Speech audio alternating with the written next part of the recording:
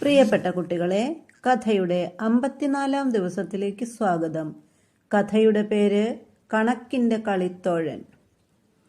ഗണിതശാസ്ത്രത്തിലെ അസാമാന്യ പ്രതിഭയായിരുന്നു ശ്രീനിവാസ രാമാനുജൻ. കുറഞ്ഞ ജീവിതകാലം കൊണ്ട് കൂടുതൽ കണ്ടെത്തലുകൾ നടത്തിയ ഇദ്ദേഹത്തിന്റെ ജന്മദിനമായ ഡിസംബർ 22 രാജ്യം ദേശീയ ഗണിതശാസ്ത്ര ദിനമായി കൊണ്ടാടുന്നു.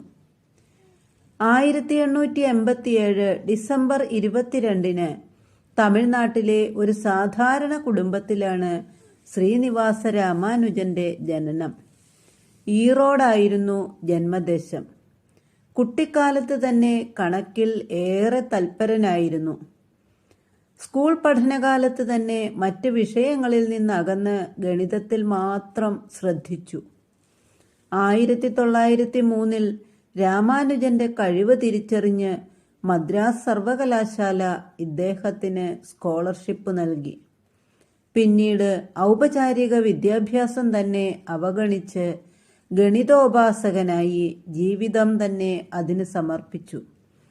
കേവലം 32 വയസ്സുവരെ ജീവിച്ച ഇദ്ദേഹത്തിന്റെ മരണം 1920 ഏപ്രിൽ 26 മദ്രാസിൽ വെച്ചായിരുന്നു.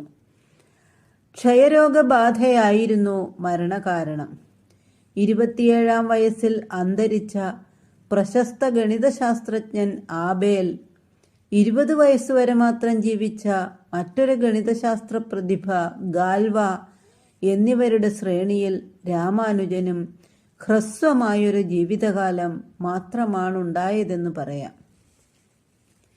പല പ്രമുഖരുടെയും ജീവിതം പരിശോധിച്ചാൽ സമാന മേഖലയിൽ മികവുറ്റ ചില പ്രതിഭകളുടെ സ്വാധീനം കാണാം. ശ്രീനിവാസ രാമാനുജന്റെ ജീവിതത്തിൽ ഇത്തരത്തിൽ സ്വാധീനം ചെലുത്തിയ വ്യക്തിയായിരുന്നു പ്രശസ്ത ഇംഗ്ലീഷ് ഗണിതശാസ്ത്രജ്ഞനായിരുന്ന ഹാർഡി. ഗണിതരംഗത്ത് രാമാനുജന്റെ അസാമാന്യ മികവ് തിരിച്ചറിഞ്ഞ് ഇദ്ദേഹത്തെ ലോകത്തിന് പരിചയപ്പെടുത്തിയത് ഹാർഡിയാണെന്ന് പോലും പറയാം.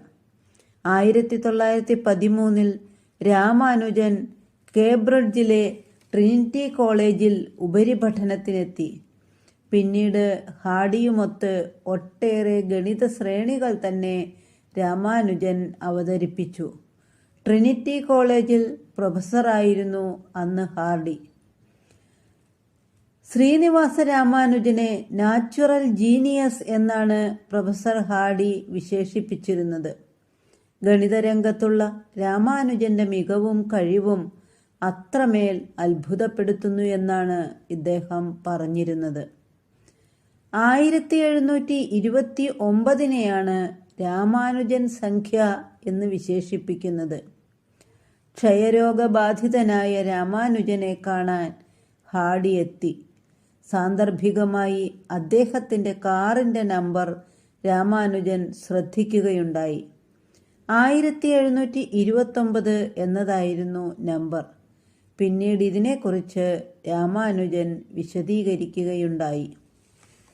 മക്കളെ, ഈ കൊച്ചുകഥ ഇവിടെ പൂർണ്ണമാകുന്നു. നന്ദി, നമസ്കാരം.